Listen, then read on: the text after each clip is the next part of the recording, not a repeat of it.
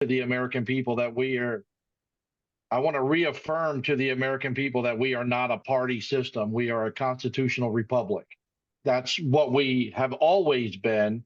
And I think if we want to see the change that we deserve, we need to go back to the way things were in the beginning. And then we had an independent president and we followed our Constitution. Absolutely. It's interesting to hear somebody mention that because I remember in history class learning about George Washington and how he actually advised against forming political parties altogether. And then kind of nobody seemed to heed that warning.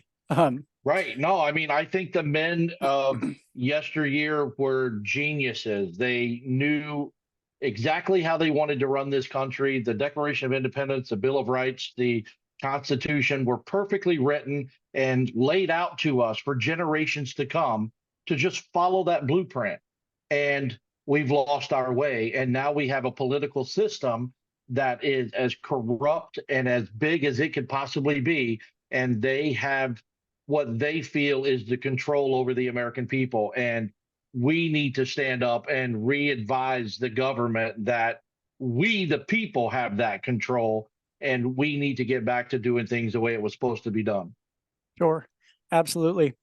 So I was kind of just going to go down the list of all the different major policy areas and see what your take on each of them was.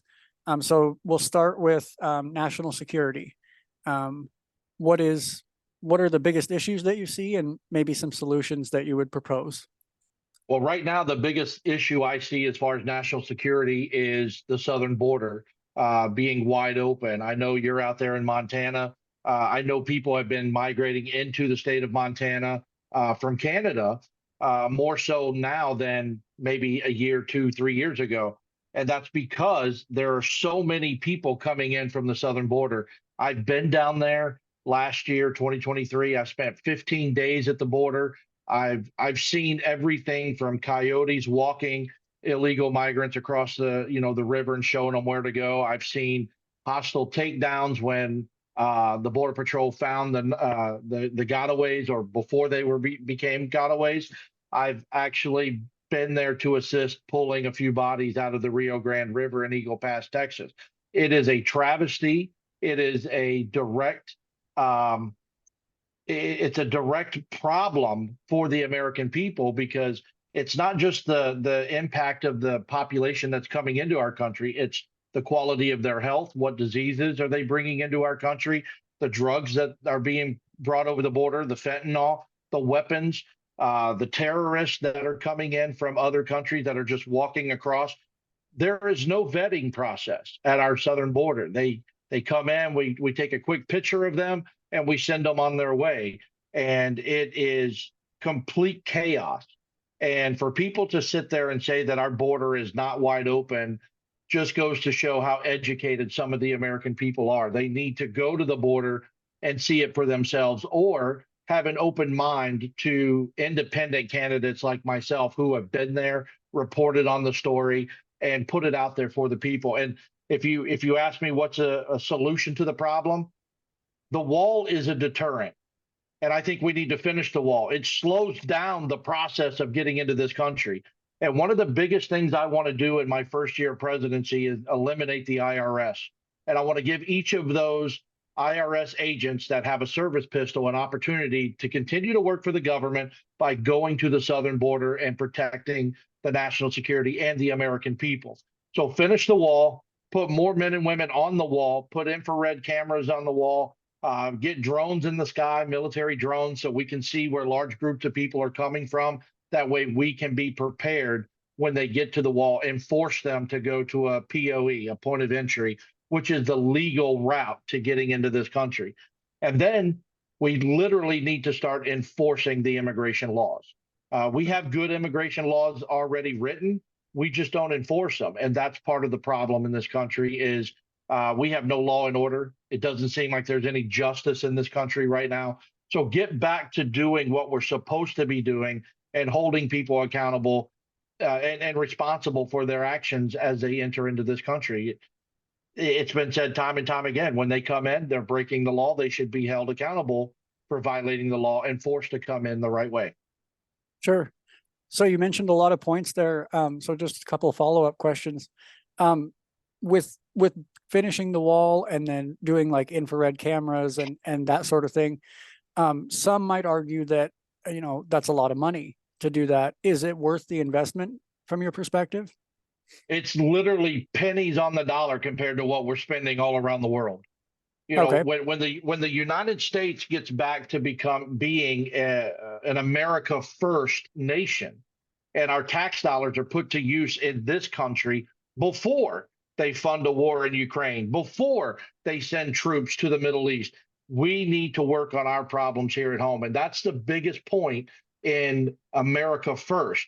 You take the tax dollars that we collect and we reprioritize where that money should be going. And if it's protecting our border, that's a top priority. If it's getting our veterans and our homeless off the street, that's a top priority. If it's securing our schools with federal authority, then that's a top priority, because we all want our children to come home at the end of each and every day. So these are some of the places where we can allocate that money instead of sending it to South Africa or Jordan or Israel or Ukraine or wherever else in the world other than the United States of America. That's where it needs to be. Sure. And so let's move right into the national debt and the federal government's budget, because I don't even know what the national debt is now. It goes up so quickly. Are there Last I heard, it was like $33 trillion is what I heard last. So yeah, where it's at today, I couldn't tell you. Right. Is there any practical way to get that to stop going up and start coming down, or is it just a matter of mitigating the damage that we like? How does that work? Well, I feel taking the first step in the right direction would be to get rid of the Fed. The Fed and the printing of our money. The Constitution clearly states that our money should be a gold or silver backed system. And when we stopped doing that and we created the Fed, we started printing money and spending money left and right, money we don't even have. So to start going down the right path, I think the United States ought to get back to a gold, silver backed money system, monetary system, so our dollar is valuable. It's held by that currency, that gold or that silver. I think that we need to get these corporations to start bringing their jobs back to the United States. Stop outsourcing it to the rest of the world to get it for a cheaper price. We've all seen when you go to like a specific store and buy something made in China, a tool, a wrench made in China. I have broken several of those working on lawnmowers or my motorcycle or my boat just by torquing too much, and the product itself was made out of a very weak material. When I would rather spend an extra $2.50 and get something made here in the United States with a better material, better quality, then I feel like my money's been justified for that purchase. We've got to get back to pride over profit in the United States. Be proud to have something that says made in the USA. By bringing these corporations back, by reopening call centers in this country, building and opening new refineries in this country, getting back to digging and fracking and utilizing coal and nuclear energy, we will be able to go back to what we were when George Washington was president. And that is an independent country where we're no longer buying our oil from our enemies, Iran, Saudi Arabia, but yet we're producing, manufacturing, and refining our own oil.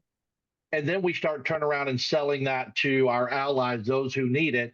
And we become an export country instead of an import country. And that's a big moneymaker for the infrastructure of this country. Yeah, because we do have quite a bit of our own natural resources that some of it we're not utilizing right now, right? Well, people need to understand the facts, and sometimes it's a hard pill to swallow. The United States of America is the leading producer of crude oil in the world, more than any other country. And you see right now that gas prices are down from where they were a year ago. And I don't know about Montana. I haven't been out there in a while. It was so nice when they got down to 293. Yeah. Yeah, 290. And that is something we should never say. It is nice that gas got down to 2.93. We should be at $1.75 a gallon, $2 a gallon, and that puts more money in people's pockets. That's allowing people to spend more money in their local communities, going out to eat or shopping or doing extracurricular activities with their families, traveling. But no, our government doesn't want to tap into our oil. They would rather be hypocrites and tell the other part of the world that, hey, No. it's okay that you endanger the climate by digging on your side of the planet. We're not going to do it on our side of the planet. Right. Makes sense. Now, another issue that's come up in recent years, and it seems as though it's gaining some momentum, is the idea of transgender rights, gender affirming care, those types of items. What is your take on that? And how would the federal government address it in the future if you were president? Well, our Constitution affords us the freedom of speech and freedom of representation. And however you want to represent yourself is your choice, right? As an adult, Yeah. adulthood is identified as 18 at the age of 18 in the United States of America. And we need to make sure that this gender affirming care and these procedures are being done to adults, not children. Children are supposed to swing on tire swing, to go fishing and go swimming, or ride horses, in your case out there in Montana, herd the cattle or whatever. They're not supposed to be making big decisions that are going to alter their life for the rest of their life at the age of 13. So the federal government under our administration would put a federal ban on any hormone blockers and gender affirming procedures to anyone under the age of 18. If you're 14 or 15 years old and you think you're in the wrong body, you can hold on to that idea for a few more years until you become an adult. And we, the people, have got to start learning to respect the path that other people want to walk. If I want to go outside and walk around in overalls and it's 110 degrees and boots and a cowboy hat, that's my prerogative. If I want to be proud that I'm with a female, that I have a relationship with a female, I should be proud of that 365 days a year, all year long. They don't need a month for the LGBTQ community to celebrate who they are and what they love, who they love. We need to be a proud society, and we need to learn to respect the path that other people walk. And when we can start doing that, and we can put the race card aside, the gender card aside, the sexuality card aside, we will be a better society for it, because that will be the beginning of getting this country to unify and coming together. Who cares what your neighbor's doing? Yeah. It's not affecting your life. Live your life. I'm sure we all have enough problems in our own lives to keep us busy year in and year out, let alone worrying about what somebody else is doing. But I will worry about it if they're trying to promote this activity on our children, if they're trying to indoctrinate our children. We will take offense to that, and we will protect the children's rights to be children and enjoy their childhood, because you're only a child for 17 years. You're a grown up every day after that for the rest of your life. Oh yeah, there's many times I wish I could go back and be a kid again. So I can see what you're saying. That's an interesting take on it. Oh shoot, it was right on the tip of my tongue. What was live and let live. I've heard a lot of people say that when they come to Billings, Montana, they really appreciate the live and let live attitude that we have here.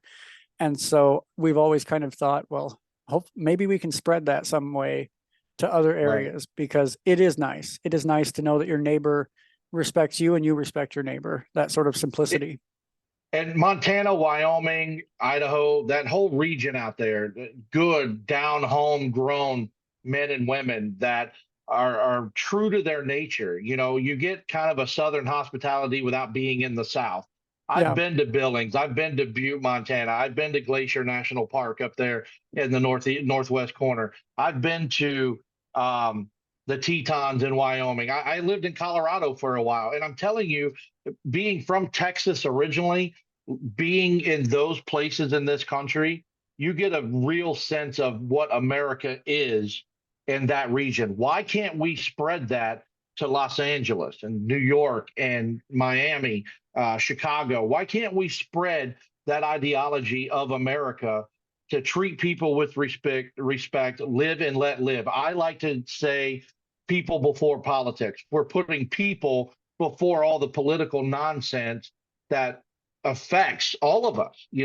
Make better decisions in Washington and allow the people, the American people, to be a priority. Let them live, let them do their thing, let them, prosper and be as successful as they want to be without the government stepping on them and holding them back with all these regulations.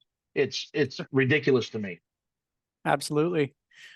And so now, I'll kind of back off and just say, from your perspective, what are some other issues or other items that are on your agenda if you become president? Well, a lot of what I want to promote in this country is equality.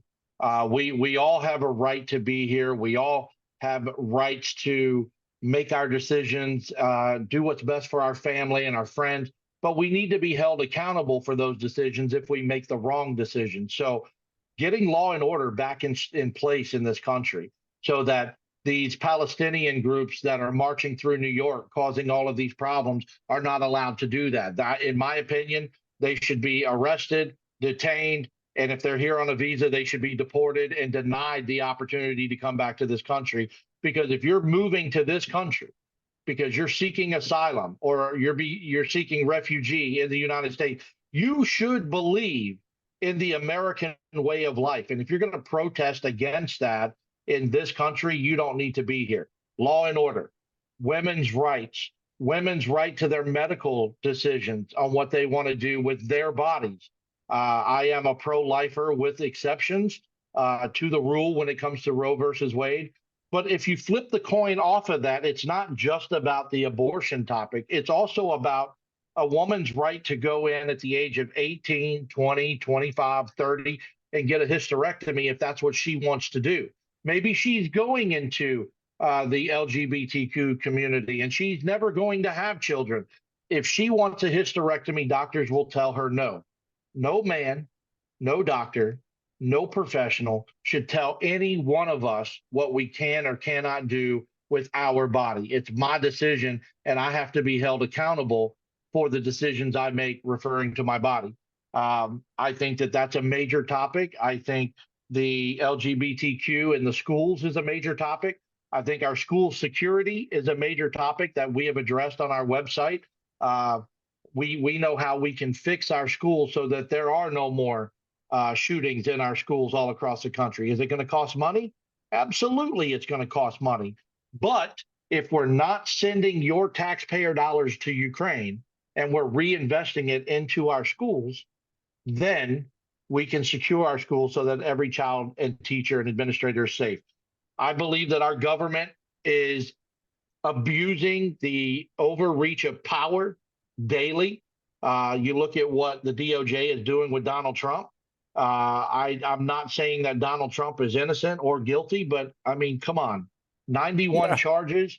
You would think that some of those have got to stick, or some of them are bogus, but you would have to think that some of them will stick. But weaponizing our government against the American people is an absolute no-no. And we, the people, need to be offended by this, and we need to cut it down. And with that, I propose, again, getting rid of the IRS, letting the states handle the collection of taxes like they already do. I propose getting rid of the Department of Education. The states have the right and the ability to impose their educational standards on a state level. Doesn't need to be a federal government level.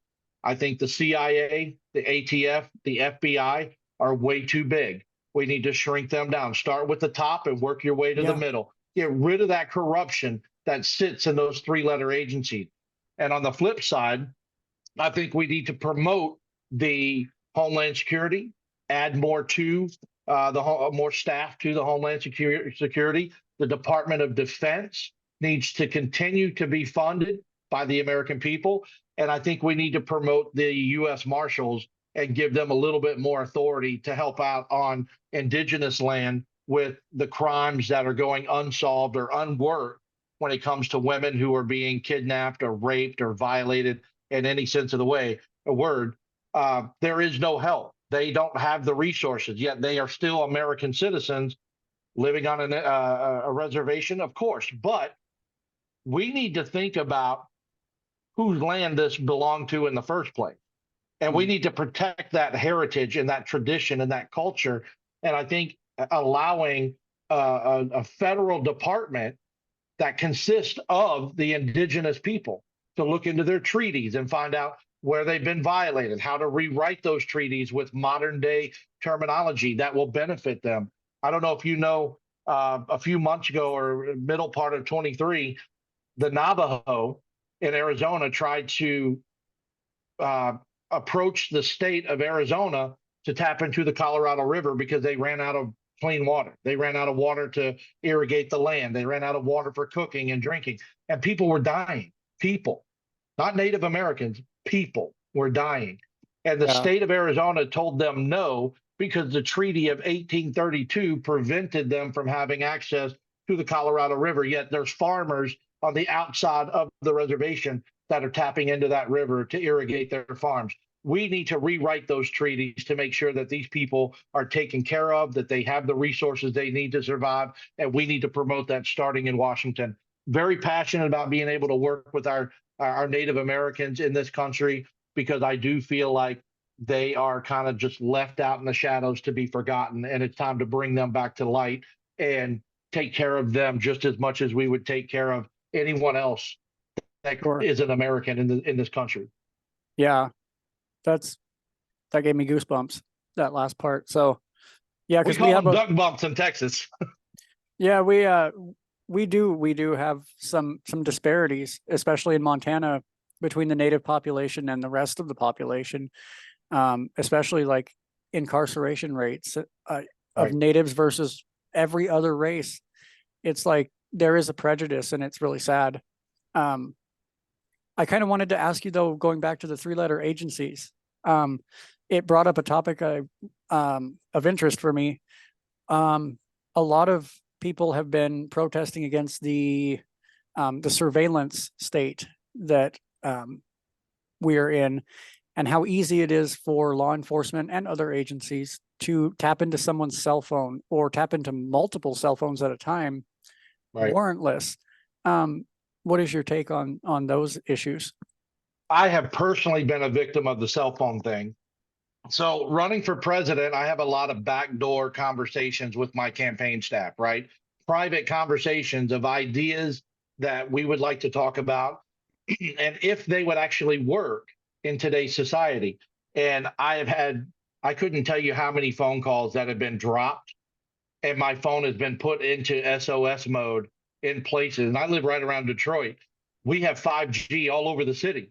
I never have an area where I don't have cell phone service, but my service drops and goes into SOS mode when we're talking about some of these topics, like abolishing the United States government and starting over.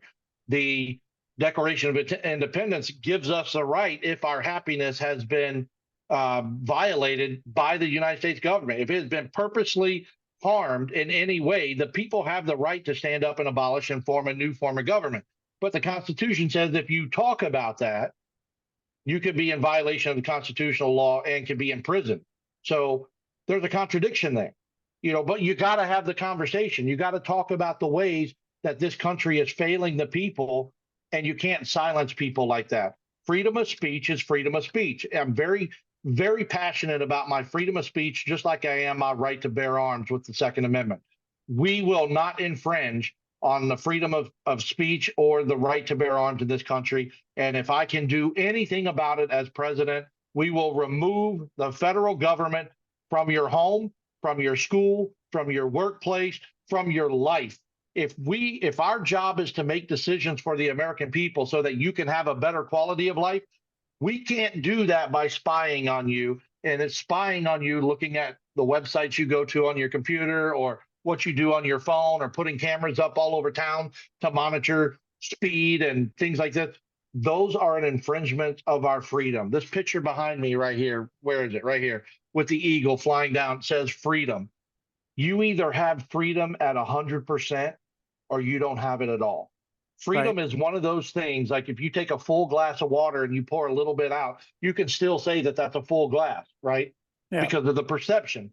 But if you remove 1 ounce of freedom from the American people, we are no longer a free society and we are not a free nation. We need to get back to that. And as an independent who believes the moderate right and the moderate left have valuable points to our governmental system, being that independent, I can reach Democrats, Republicans, Constitutionalists, Federalists, Green Tea, the American Party, all these no names party. We can reach all of these guys and these ladies and gentlemen, and we can talk to them and say, okay, we hear your point, but now we're going to compromise because we Yeah. don't have compromise in government. It's either the left or the right, and the right fights between themselves all the time. You hear the name calling, you see the mannerisms on stage in the debate. You see how childish they are, vying for something that won't even belong to them. It'll go to the man that's not even showing up. So, my opinion is that we need to get back to common sense politics. The American people need to be the priority in this country. No longer will illegal immigrants come in and get free health care, food stamps, free flights or bus tickets all over the country, hotel rooms over veterans. They don't have a single right in this country. And Sure. we need to stop giving them all of the benefits that you and I pay for with our taxes. So until we figure that out, I propose to stop all payroll taxes so that the American people can keep 100% of their paycheck so that they can live in an expensive country like America. And MAGA goes around saying, make America great again. We like to say mama.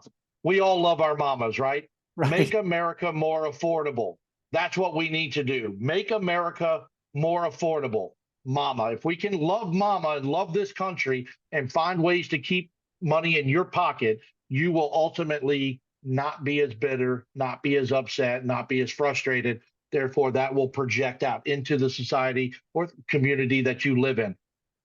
These are things we have to do, not talk about it. These are things we must do to protect our future moving forward. Yeah. Right on. Well, if you thank you for taking the time to do this. I appreciate it. Yeah, no problem. And if you plan any campaign events in the Billings area in the future, definitely let me know. I'd love to come cover it. Yeah, we will absolutely. I think Krista has your email and Dan has your email information. We will keep in touch with you. Our goal is to start a tour this year, the Blue Collar to the White House tour, and we want to hit all the 48 states here in the continental U.S. I don't think we'll get to Alaska or Hawaii this year, but with the funding that we have, so we will be making a trip out to Montana. We will get in touch with you. I want to let everyone know that we do have a website.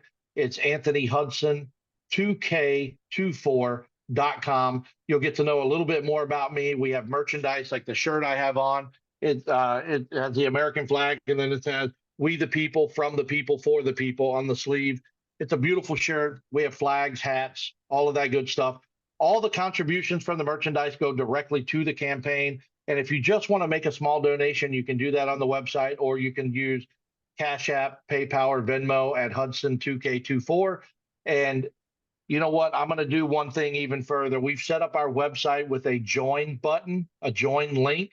If you want to join this movement to get a blue collar in the White House, if you want to have someone from your neck of the woods, from the average lifestyle in this country that understands the struggles and the pain and the suffering that we live with in this country, and you are motivated and compelled to do something about it, go to that website, AnthonyHudson2K24.com, click join, fill out your email and your phone number. I will have someone call you, and then we will all get together.